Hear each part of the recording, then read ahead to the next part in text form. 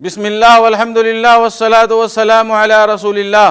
دوستو، ایسے تو رمضان کا پورا مہینہ افضل اور بہتر ہے، لیکن رمضان کا آخری 10 دن جس کو عشرہ اخیر کہتے ہیں، یہ پچھلے 20 دن کے مقابلے میں زیادہ افضل ہے۔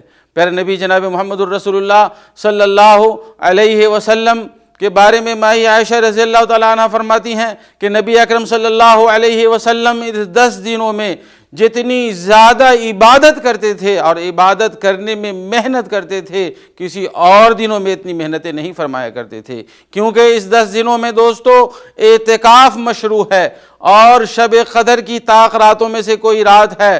اسی 10 دنوں میں دوستو زکوٰۃ فطر بھی اس کے آخری میں نکالنا ہے۔